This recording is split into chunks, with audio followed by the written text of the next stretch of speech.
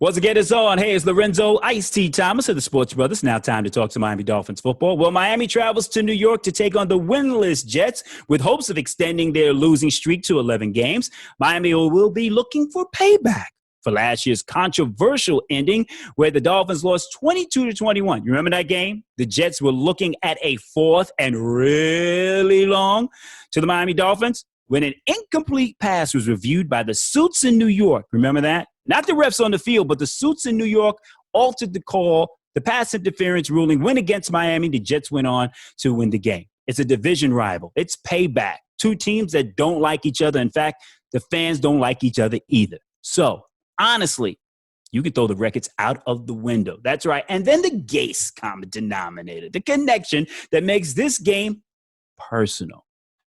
Gase would love to get his first win of the season against his former team. He would love to do it today against the Miami Dolphins. But this Sunday, the single callers behind center will look a little different, slightly different compared to last week. The Dolphins, as you know, Brian Flores has downgraded quarterback Tua Tagovailoa's thumb injury, which was hurt in practice as he hit his thumb on a teammate's helmet. This coincides with the removal of the game in Sunday's loss against the Denver Broncos, and it was performance-based, okay? It was performance reasons, not because of injury. Now, I have to address the benching of Tua. It was the right decision. If you were watching this game, not hearing about it, seeing highlights, watching the game, you saw Tua was struggling. The offensive line, which had been playing well, looked like a New York City turnstile. The wide receivers were not getting separation. The Dolphins' lone touchdown came when Xavier Howard, who's balling this season, intercepted the pass, and it was in Broncos territory, and the Dolphins only traveled approximately 25 yards for a touchdown.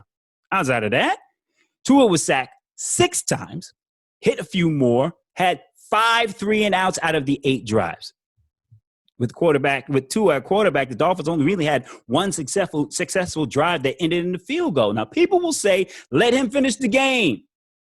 But as far as I could see, the beating that Tua took for 45 minutes was the equivalent of 4 quarters of play. He said it, I was holding on to the ball too long. Tua's honesty, I like it. I like the fact that he's honest, but sometimes he needs to keep some things to himself. I mean, the Broncos were probably motivated by the quote when Tua said, I expected it to be a lot harder. Not that it's hard. Okay, well, Denver showed Tua how hard it could be on Sunday and forced him to be removed from the game. Now, for a short period of time this week, I got to admit, I'm an old school Dolphin fan. I started to have visions of Woodstock. For those who don't remember Woodstock, know what I'm talking about. David Woodley would start the game, and if he faltered, Don Shula, the great Don Shula, would bring in the gunslinging veteran Don Strock. That formula led the Dolphins to a Super Bowl in 1982. Well, we're not going to see that because Ryan Fitzpatrick will start today ahead of Tua. And, of course, I might say that I'm happy to see Ryan starting today. I really am. And I have to say this because if Tua played today and lost to the Jets, think of that scenario, and the Jets get their first win, how would you feel about that as a Dolphin? The sky would be falling. It would be a terrible loss. And then the fact we lost to Adam Gates would make it even worse. So it's going to be Fitzgerald against Donald, who sets to start for the first time since re-injuring his shoulder in Week 8. Now, Sunday's game is set to be Donald's first time, all right? Look for this. We got a great secondary, but it'll be the first time Donald's playing with his top 3 wide receivers, Crowder, Mims, Perriman. Now, Crowder is no joke. He's a problem, all right? Don't sleep on the Jets wide receiving core. The Jets will attack Nick Needham and the linebackers with their tight ends, all right? Look for that. That'll be the game plan. A lot of crossing patterns when the Dolphins are in man. So look for that. However, the Jets may have a couple of offensive tackles out. They're doubtful. Therefore, the Dolphins' front 7 should be able to control the line of scrimmage without a problem. And, of course, we get starting defensive tackle Christian Wilkins returning after missing games due to COVID-19. Mr. Excitement will be jumping over offensive linemen, just causing havoc in the backfield. And ESPN basically rated him number 4 as interior defensive lineman against the run, so good for him. So look for Fitzmagic today. Chemistry getting back with Devontae Parker and Mike Gesicki. We'll look for that. But also Greg Williams will have the defensive coordinator for the Jets, Greg Williams, will have a very aggressive game plan. Look for run blitzes and 6-man blitzes trying to attack the Miami Dolphins' young offensive line because of Solomon McKinley being out. They're going to have to do some changes in there. So look for Greg Williams to take advantage of that. Don't get it twisted. These Jets may not have a lot of talent, but this is a defense that shut down the Miami Dolphins in the second half of the first game when they played at The Rock. All right. If you remember that game, the Dolphins jumped out to a 21-0 lead in the first half. And in the second half, they didn't necessarily shut down the offense. So if you remember that game, there were a couple of times where the Dolphins didn't convert a third down until Tua came into the game in the fourth quarter.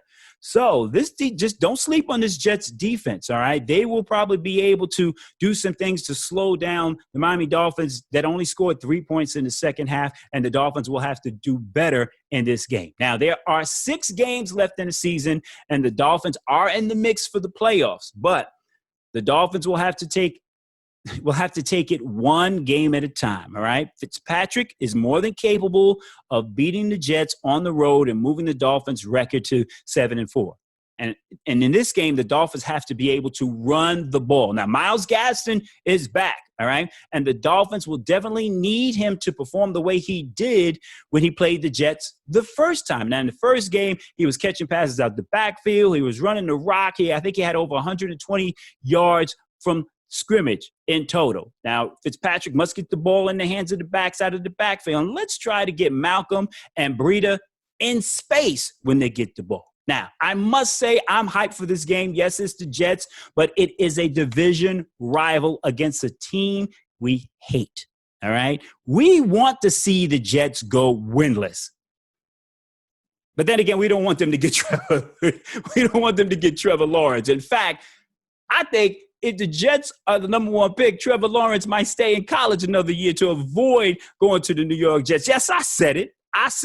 All right. But anyway, the Dolphins should be able to win this game. They got their butts kicked last week, smacked into reality. They'll stop looking at the headlines, listening to sports talk about how good they are, and they'll get back to the basics and control the pace of the game, the line of scrimmage, protect the quarterback is of the utmost importance, and get back to the way we played during the winning streak. All right? So for the Sports Brothers, I'm Lorenzo Thomas. Until next time.